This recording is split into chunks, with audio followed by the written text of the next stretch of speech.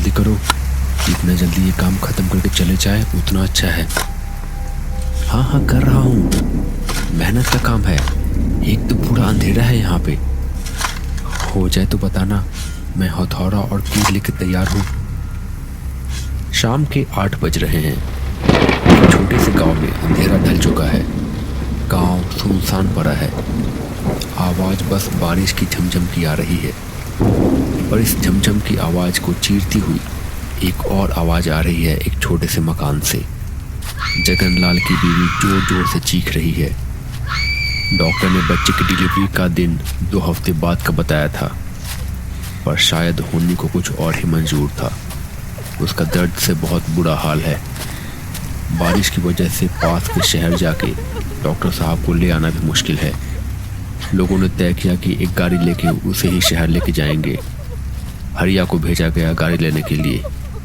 इधर गांव की दाई कोशिश कर रही थी कि जंगलाल का बच्चा सही सलामत दुनिया में आ जाए, और उसकी बीवी का दर्द बढ़ता ही जा रहा है। चीखें और जोर होने लगी, और देखते ही देखते कुछ ही देर में सारा घर खामोश हो गया। एक अजीब सी मनहूसियत फैल गई पूरे कमरे में।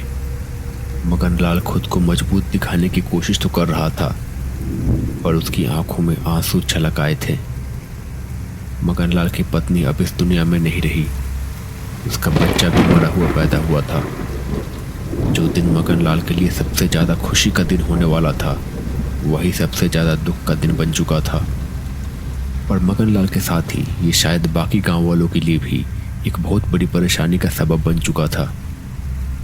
एक कमरे में कुछ लोग जमा थे।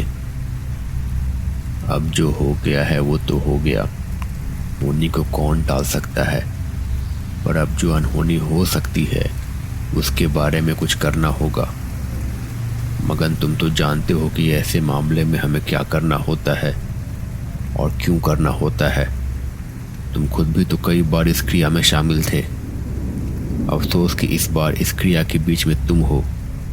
तुम्हें मजबूत रहना पड़ेगा। ये गांव की भलाई के लिए है। आमतौर पे तो हम सब सुबह में ये क्रिया करते हैं, लेकिन आज अमावस्या की रात है, और आज रात भर लाश को घर में रखने का खतरा मोल नहीं ले सकते। तुम सब जाओ और छोटे शमशान में क्रिया को पूरा करो। बाबा के कहे अनुसार सब लोग गांव से ठीक बाहर के छोटे शमशान में पहुंच गए। ये शमशान अलग था। यहाँ पे लाशें जलाई नहीं जाती थी, बल्कि दफनाई जाती थी।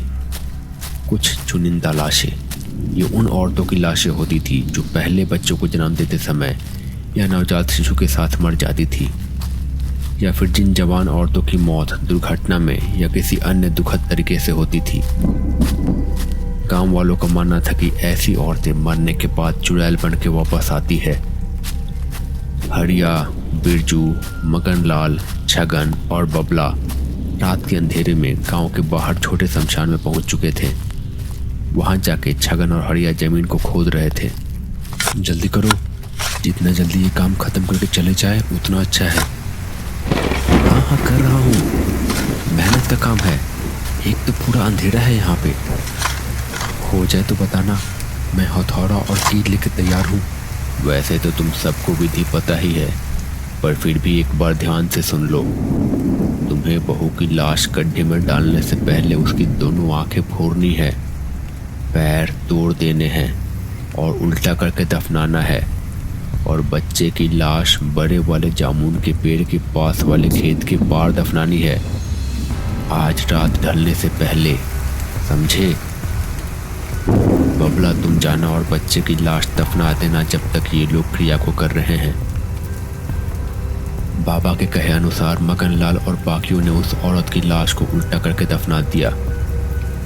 दफनाने के बाद ऊपर लोहे की कील गाड़ दी और पीले सरसों के बीज छिड़क दिए, उल्टा करके इसलिए ताकि अगर वो चुड़ैल बन गई तो भी ऊपर की दुनिया नहीं देख पाएगी। आंखें भी इसी वजह से फोड़ दी गई और पैर भी तोड़ दिए गए, ताकि हर तरह से तसल्ली की जा सके कि वो वापस गाँव नहीं आएगी। सरसों के बीज भी उसे कब्र के बाहर नहीं आने देते, और कील उसे कब्र में बांध कर रखने के लिए लगाए गए थे। इस बीच बबला बच्चे की लाश को दफना के आ चुका था। सारी क्रिया करके सब अपने अपने घर आ गए थे। कुछ दिन तक सब गांव में ठीक था, लेकिन एक दिन पास के गांव के कुछ बच्चे उधर ही खेल रहे थे। वो बच्चे अनजान थे।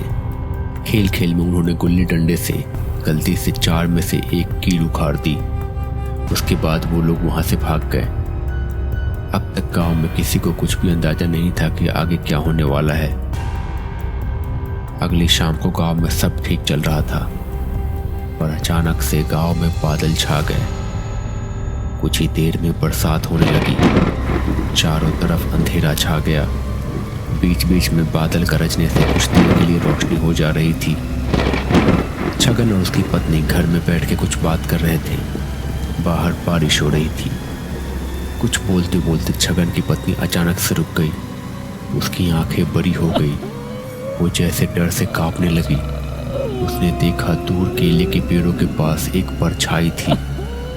अचानक बिजली चमकी और छगन की पत्नी को साफ साफ दिखाई दिया। डर से वो कांपने लगी।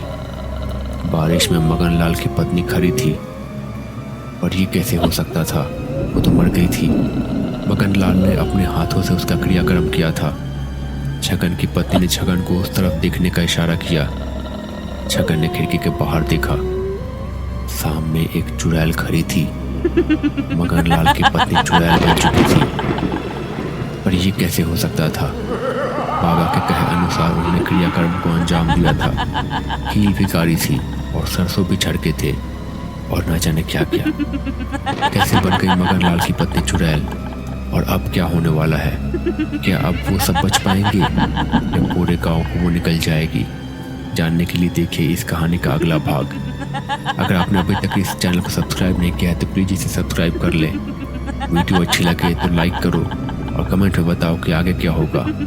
मैं मिलता हूँ बहुत जल्द नेक्स्ट पार्ट के साथ। तब तक के लिए अपना ख्याल रखिए। Bye bye.